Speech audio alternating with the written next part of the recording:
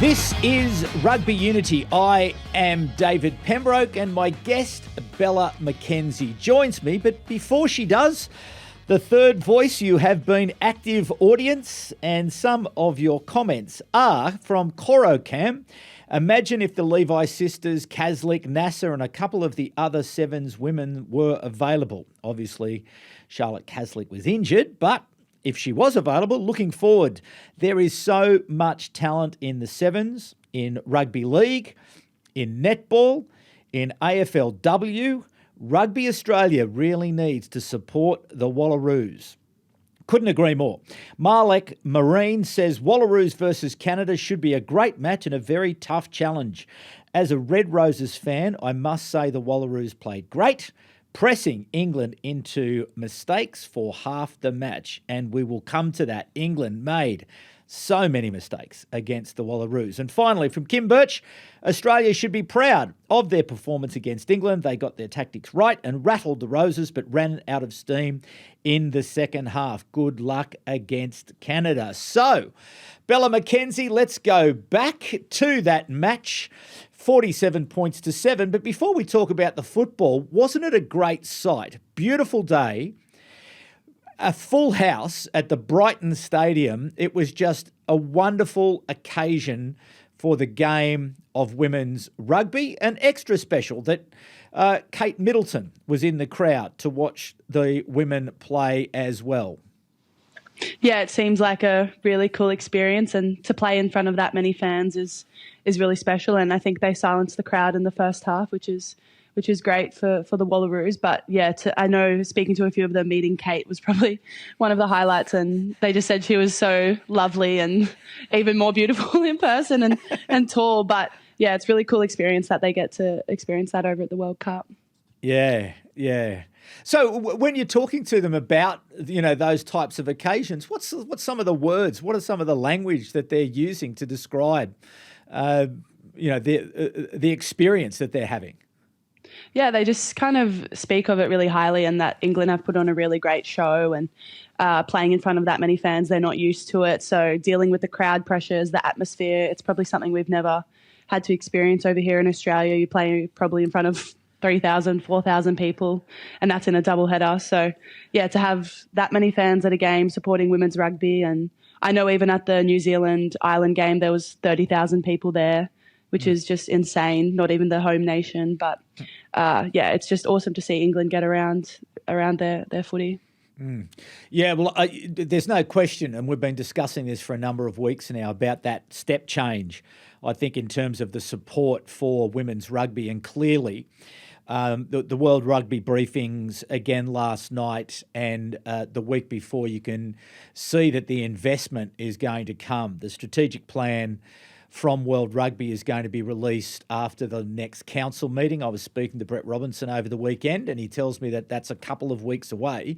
And when it does, we're going to see a considerable investment in the women's game, which is going to mean more competition, more tournaments, more activity. And then it's up to the rest of us collectively to get behind it and continue with content like we're creating at the moment. So we're talking about the game. We're talking about the personalities, because across all of the teams that are participating at the Women's World Cup, there are just standout personalities everywhere. And there are so many women that we can focus on, not only great athletes, but great personalities that we can build up these stars, and particularly as we work towards 2029 World Cup in Australia. And I know you had this conversation with Emily Chancellor yesterday, and I commend people to go and have a listen to that because it is a good chat. But yeah, talking about that investment and really getting behind the women's game. And so again, but collectively, it's not just... And I think we often have to think about this as well, because it's always, what's World Rugby going to do? What's Rugby Australia going to do? What's Waratahs going to do? What's Brumbies going to do? It's sort of almost like, well, yeah, but what are you going to do as a fan? Are you going to go to the games? Are you going to buy some merchandise? Are you going to get involved? Do you get involved in your local club? So I think we have to remember that collectively we have a responsibility to take action that will help to support the growth of the game, because we are seeing that the game is well worth supporting. There's no, this World Cup has put that to one side, that it's not worth watching. But Yeah, I just think that there is a collective responsibility and an individual responsibility. And yes, the leadership have got to do what the leadership does, but each and every one of us has to sort of understand, well, what is it that we can do? So there you go, lecture over. But let's get back to the game itself, 47 points to 7, the first half. England were awful. But was that a result of the way that they played, or was it a result of the Australian pressure, or a bit of both? I'd probably say a bit of both. Maybe, they kind of took their foot off the pedal as they'd already secured quarterfinals, like we mentioned last week. But yeah, I think a lot of unforced errors from their part, a lot of forward passes, a lot of knock-ons. It's probably the worst game I've seen Ellie Kildan, the fullback, play in a long time. So yeah, maybe she was rattled by the pressure of it, or just had an uncharacteristic poor performance in the first half. But yeah, England just, again, too classy, and when stuff's going wrong for them, they can just fall back on their set piece, which they did in the second half. And we, as in the Wallaroos, can't really rely on their set piece at the moment.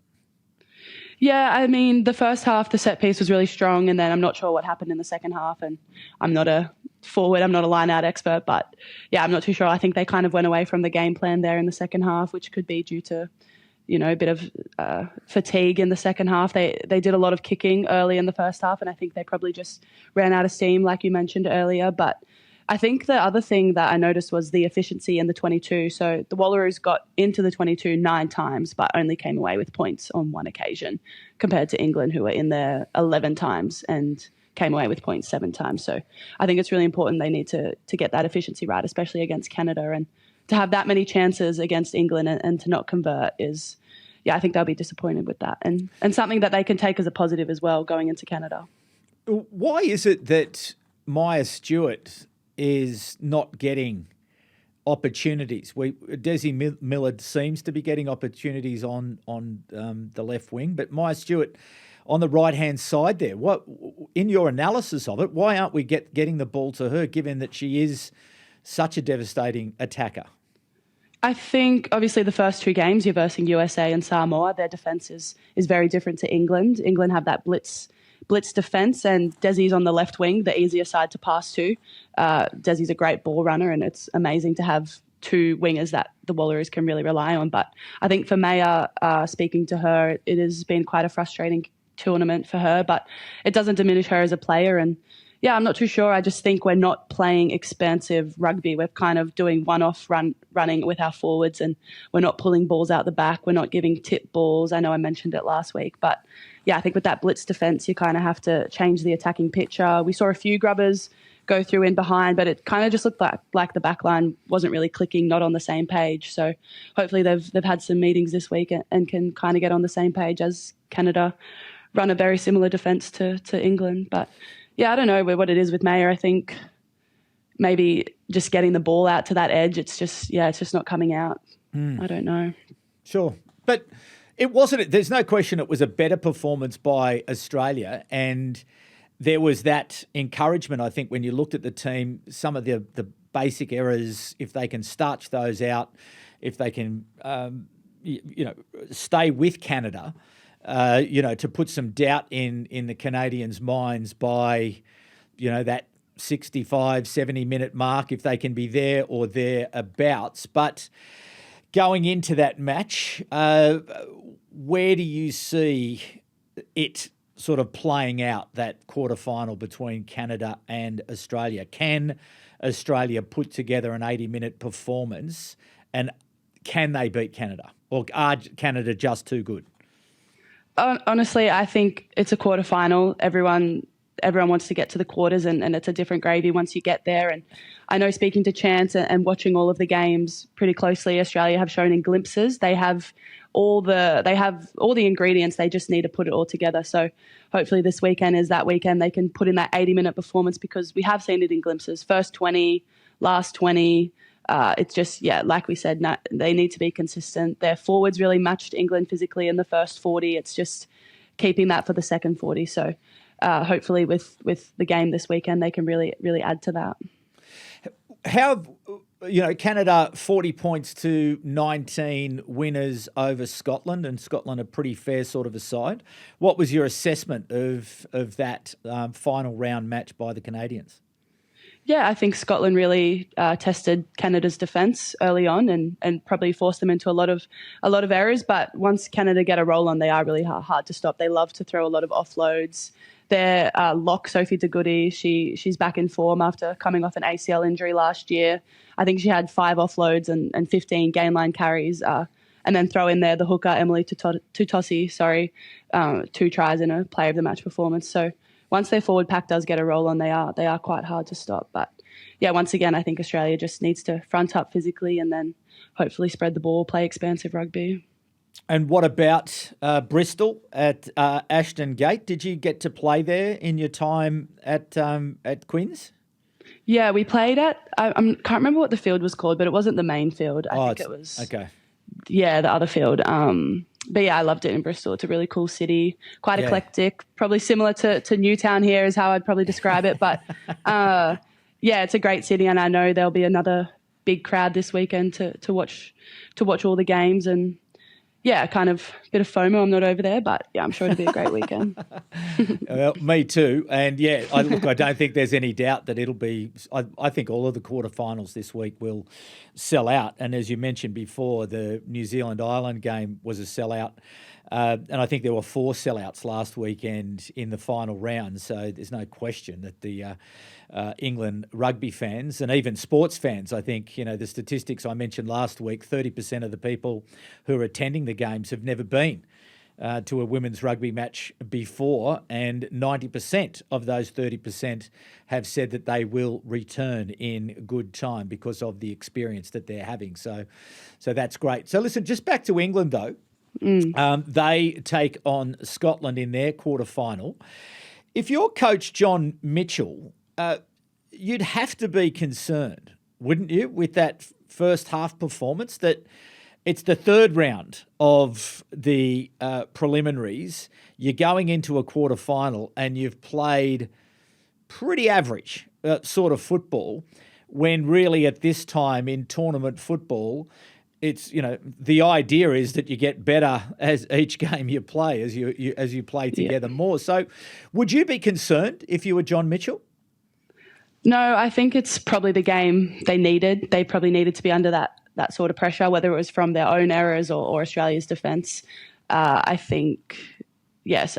Speaking to a few of the England girls, actually, they probably openly admit that they played awful and credited Australia's defence, which is really positive. But yeah, I think for them, they haven't really been tested like that since probably Six Nations against France in the second half, and then last year World XV against Canada. So probably kind of the game they really needed to get it together this week and find things that they can keep improving on, because when you're at the top of the game for so long, it can be hard to know what to improve on when you're winning by such high margins, I guess, week in, week out. But yeah, I think credit to them, they still managed to score 7 tries and had a really uncharacteristic night with a lot of unforced errors and that sort of thing. So yeah, I'm not too worried about them, and I think Scotland could pose a challenge in the first half, but I think as we saw in the second half, England will be too fit and run away with it.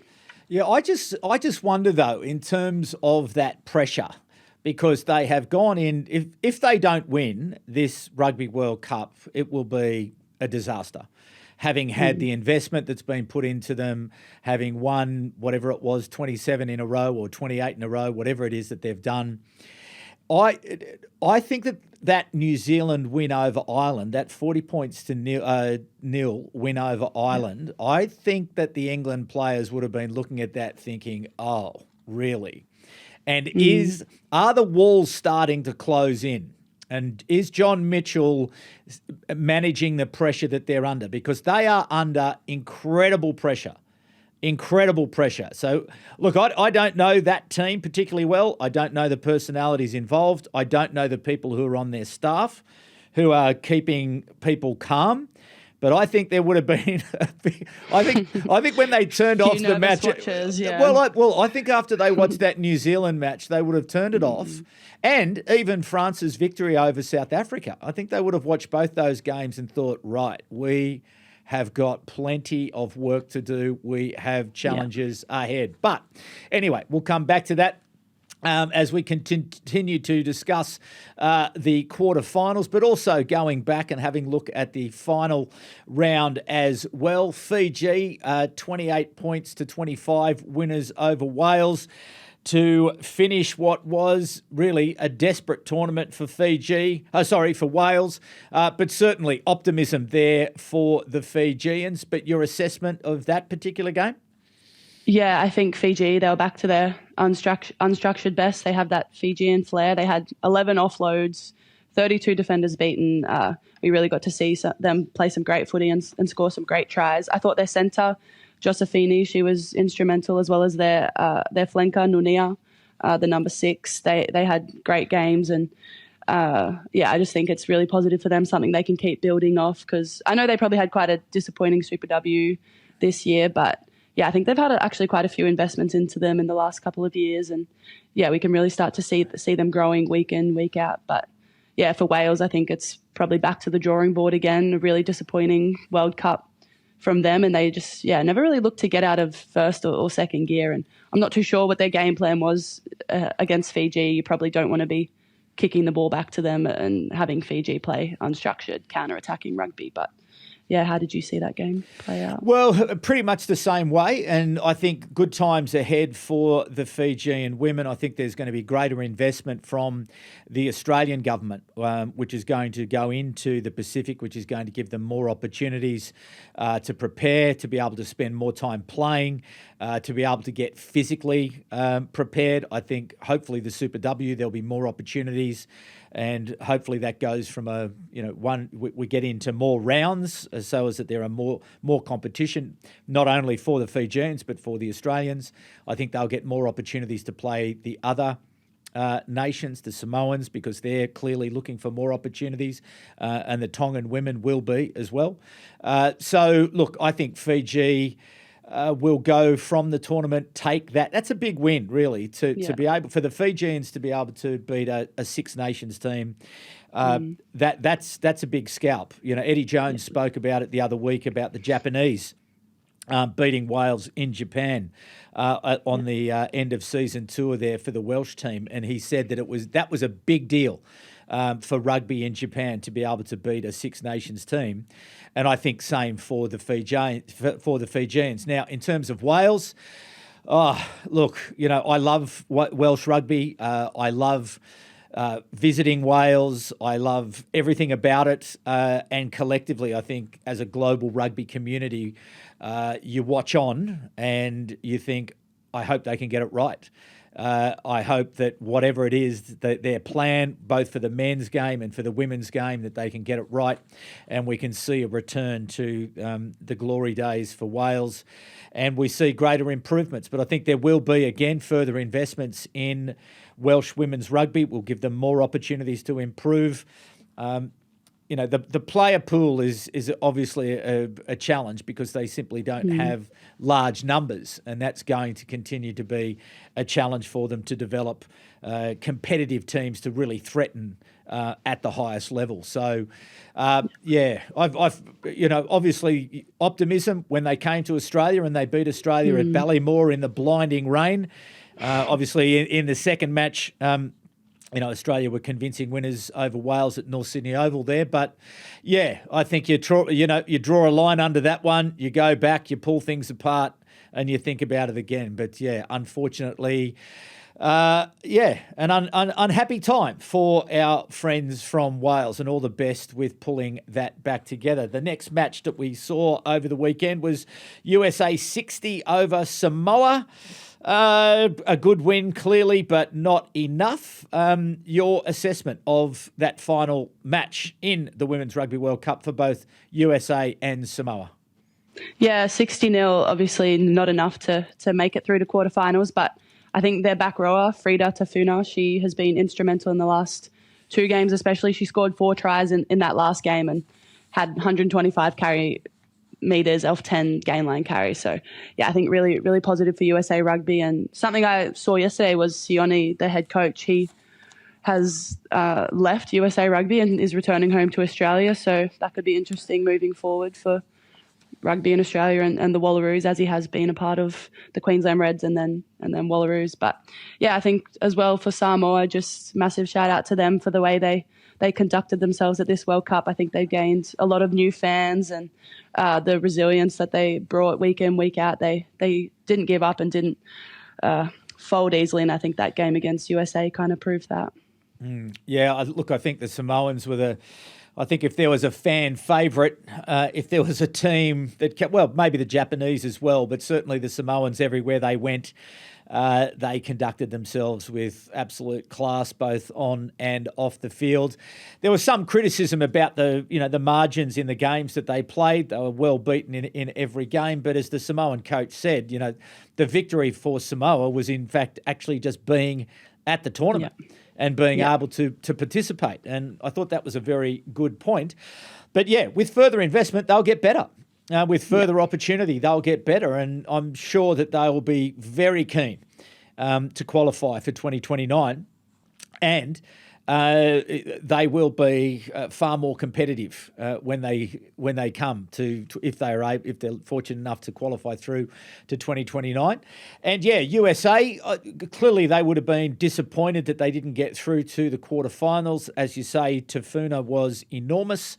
I think in the fantasy rugby team that was picked for the weekend, her points were off the scale. I think she even got more points than Braxton, Sorensen, McGee, if that's possible. Anyway, she did. Yeah. She got the numbers in the team that was announced last night. So, yeah, she had a great tournament. And, with 2033 ahead, again, the strategic plan that will be coming out of World Rugby, there's going to be significant investment made in rugby in the USA.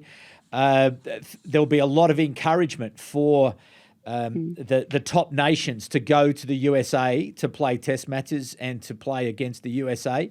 So we're going to continue to see the development of rugby, women's rugby in the USA. So, yeah, I think that sort of that sets a mark for them. They're only going forward from here. They're only going to get better.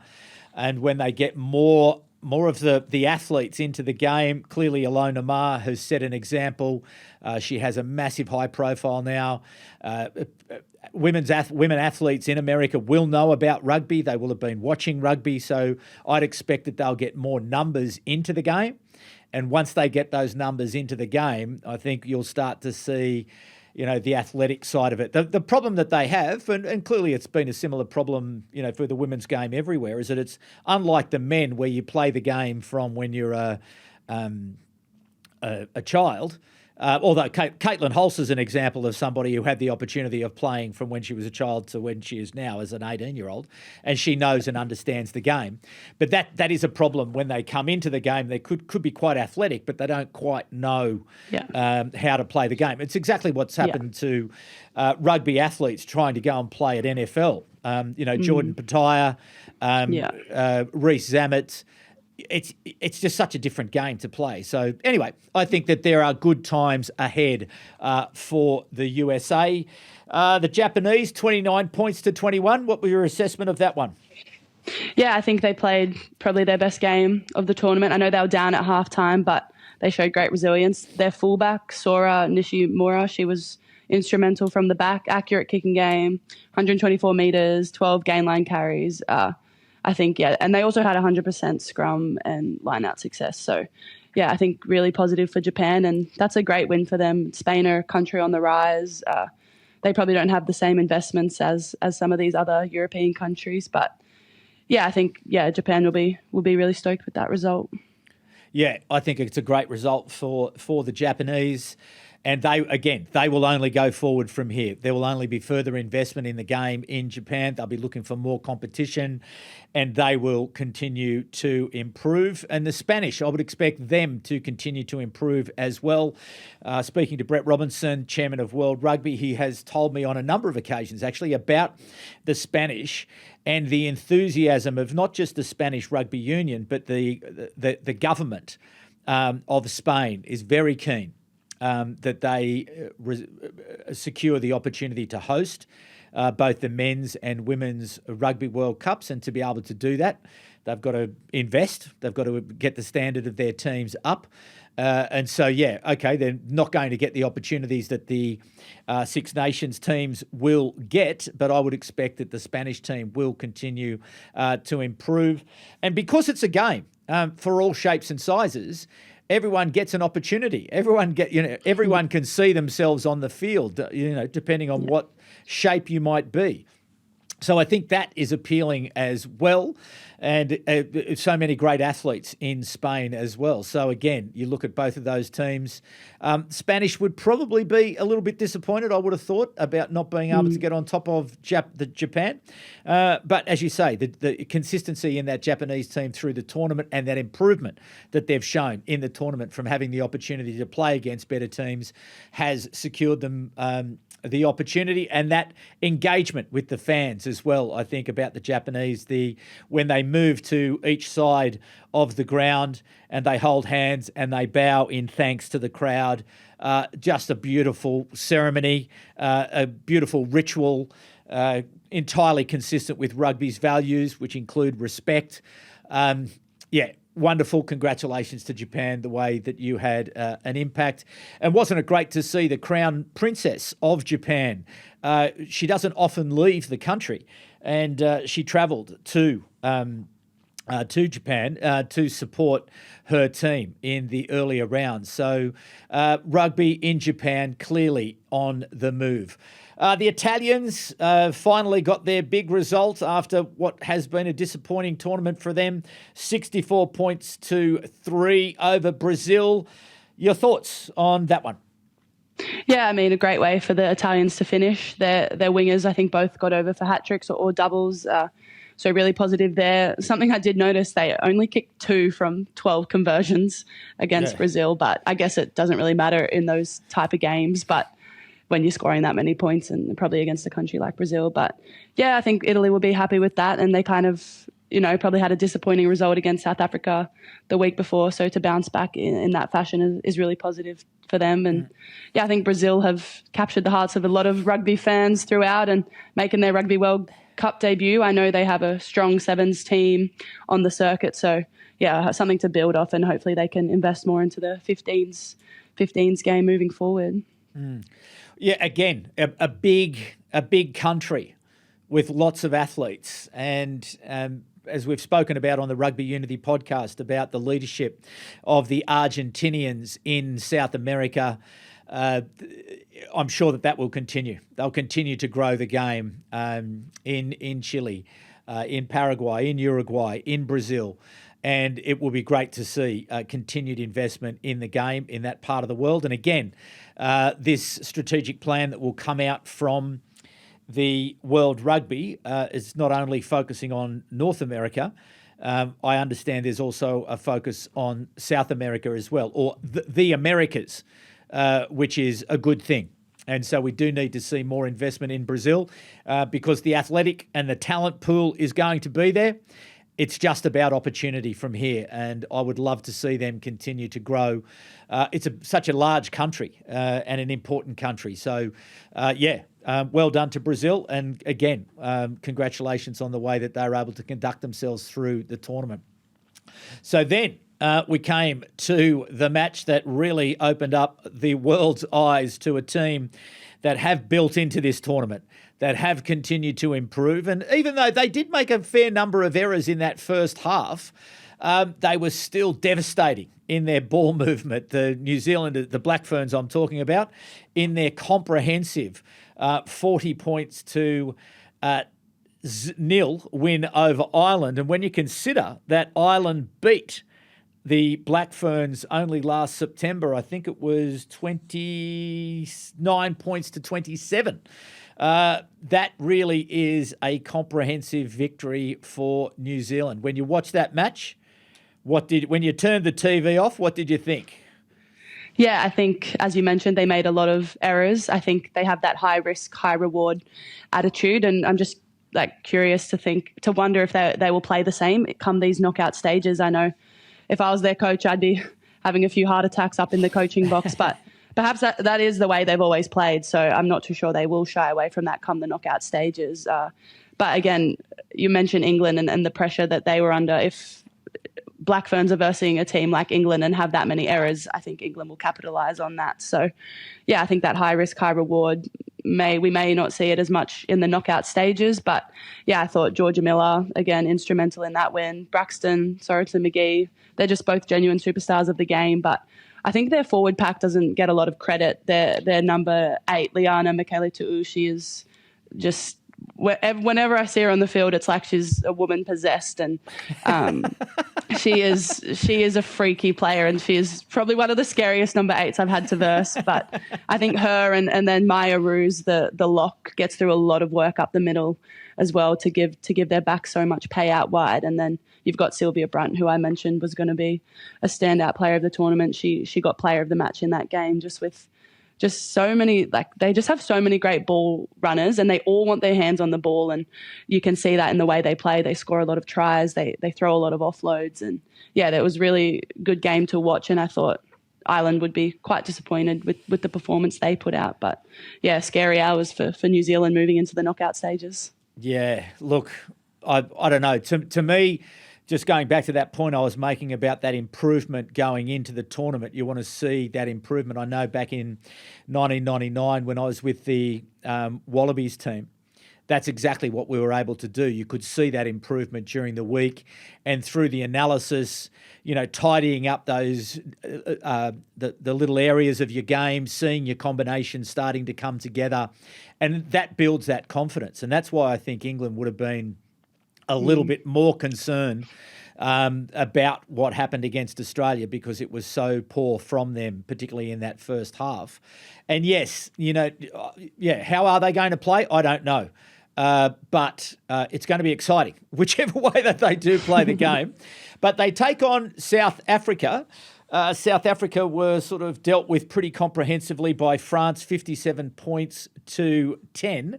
We'll come to France in a moment, but South Africa, what was your assessment of their performance? Yeah, I think they'll be disappointed. I think with the second half, they were kind of there or thereabouts in the first half. But yeah, really great test for South Africa to see where they're at fitness-wise and versing a top 4 side in France. They just couldn't really hold it with them in the end there. But yeah, I still think positive for them and the way they've conducted themselves throughout this tournament. They have improved each game, but yeah, it'll be a big task versus the Black Ferns in a knockout stage. But yeah, I think they also mixed up their team a bit. I don't know if their regular 10, Libby, she sat out this game. They probably lacked a bit of direction in the halves, with Nardine kind of just running the show at 9. So yeah, I'm not too sure what their team will be moving forward, if she's injured or not. But yeah, I think France just showed their class, and as you mentioned, just improving each week throughout the tournament, and having their 9, Pauline Bourdon-Sans, was back in great form. She's just too classy.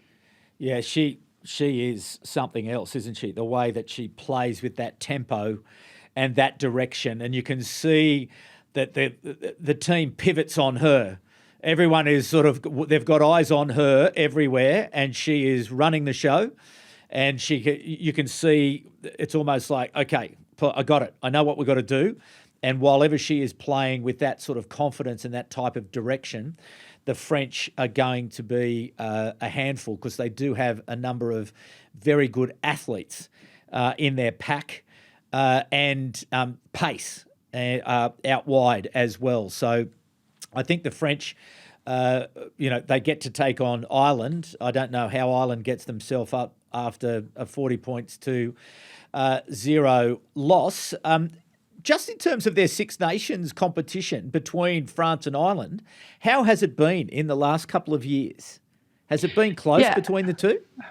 I think the last 2 years it's been closer. I know France won 27-15. I think that was the score this year. But yeah, I'm not too sure how the previous years have been. But if France played the way they did against South Africa, and Ireland are missing their number 8, Aoife Wafer. She was named to in the squad for the tournament, but I haven't seen her take the field yet. So she's huge for Ireland, and I know she brings a lot of confidence to their forward pack and gets them lots of gain line carries. And if she links up with their centres, Eve Higgins and Dalton, I know that they can be damaging. So hopefully see her back for the quarters, because I know they are missing having someone of her caliber and her presence in the team, I guess. But yeah, it'll be interesting to see how it plays out. I think the French are too devastating up the middle. They've got, as you said, athletic forwards. They have that French flair. They throw the offloads, but again, they've got speed out wide in Manager and their fullback Bullard as well. So it'll be interesting to see how that one plays out.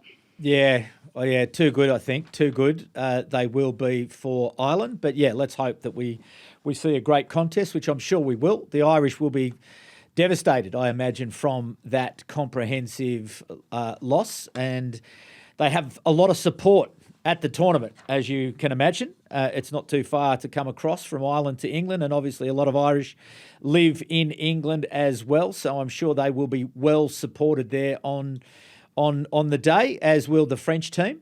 So, yeah, anyway, I don't think anyone would expect Ireland are going to win that game, but let's hope that we do see a great contest. And just back to South Africa, yeah, I think for mine, yeah, it just sort of, after the excitement of the victory over Italy and the qualification and putting out as much effort and energy as they did, coming up against a red-hot team, just not enough. Nadine Roos she's a neat player, and I love the way that she went about her business. Always like watching her play. I didn't see Malinga. I thought she must have been, whether she was injured or was she injured? I think I don't know, maybe they rested a few players. I couldn't see anywhere when I did a bit of online research anything about the 10 and Malinga this week, but maybe they just thought we'll give the other girls opportunities. It's a long campaign. A lot of these girls haven't played back-to-back rugby as such. So maybe they were carrying niggles and wanted to rest them for quarterfinals. So hopefully see Malinga and Libby, their 10, back in the back line this week. Yeah. Well, let's hope we see some competition. But yeah, certainly playing against a red-hot New Zealand team. I don't think in any sort of world could I see the South Africans getting up for that one. So the quarterfinals will be New Zealand against South Africa, Canada against Australia, France against Ireland, and England against Scotland. So much to look forward to there. Now, last night I was on the World Cup briefing from World Rugby, and a big thanks to World Rugby for making the talent available. And the thing that I took out of last night, the main, not only they were talking about the rugby and the teams and everything else, but this tournament has been deliberately designed with a equity and inclusion lens and sort of positive discrimination. So they've really gone about and put women in most of the key important decision-making positions across all parts of the tournament, which is fantastic. So one of the things that caught my eye is that apparently or my ear was the news that it's an all-female ground staff who are going to be preparing Twickenham for the final, which I thought was absolutely fantastic. It's really cool. Yeah, it's so cool. And so they've something gone you would assume as a male-dominated area, I guess, being a groundskeeper. But yeah, that's really cool to see. So they have deliberately, from the design of the tournament, so they've gone through and pulled out all of the jobs and said, okay, well, rather than just go, that's his job and that's his job and that's his job. It's like, no. Okay, it might be his job, but if we can have a woman who can do the job as well, let's give them the opportunity. Because they've also, and again, credit to World Rugby, they've gone and done research that's underpinned this. And there's a lot of research that is around opportunity, and that women are there and they're qualified and they're ready to take on the responsibility. But just because of, I don't know, the way it works, the system, that those opportunities go to men. And so in terms of designing this tournament, they said, well, no, hang on. This time round, this is the Women's World Cup. So how about let's get the women in to run the show, and look what we've had. We've had this, superb, superb funny tournament. That. Well, I think that's really positive. I mean, hopefully moving forward as well, they just can keep providing women with opportunities and don't just use this World Cup as a one-off just because it's a women's rugby World Cup. I know we've got the 27 World Cup here in Australia and then 29. So hopefully Australia can kind of see what England have done and how successful it has been. And if there is an opportunity, if it's between a man or a woman, that they just give it to the person best suited for the role. So I think that's really positive to see. Yeah. Well, the other thing was on the panel last night was the one of the leaders from UK Sport. And essentially what's happening is that because a lot of this, the research and the planning has been underwritten by the UK government, and they've used this as a bit of a test case that they can now hold on or move on. So I think the Tour de France, the women's version of the Tour de France is going to be in England in a couple of years' time. So they're going to take the playbook for that. And I think there's maybe it's a football tournament of some sort. So they're going to basically take this as a playbook to introduce more opportunity for more women. And it's not just women, it's South Asian women, it's women of colour, it's women more generally, just getting them more opportunities because the competence there and the capability is there.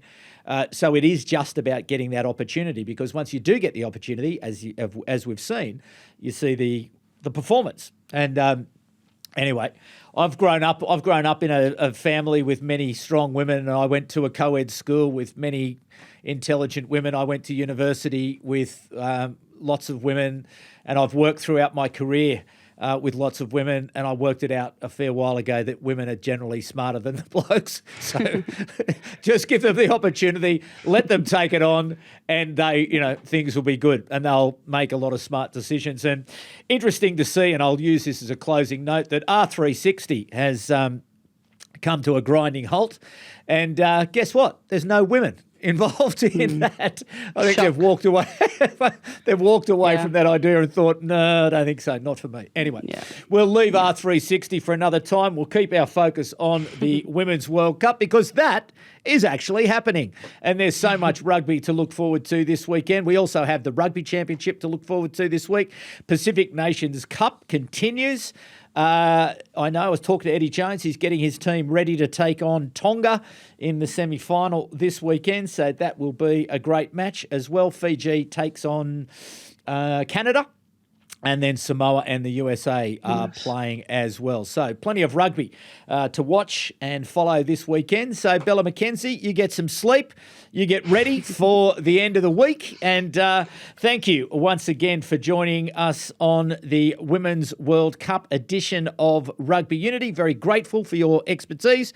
And people, if you haven't listened to Bella McKenzie's weekly chats with Emily Chancellor. Another one dropped yesterday afternoon, and it's a great conversation. Really gives you a really good insight.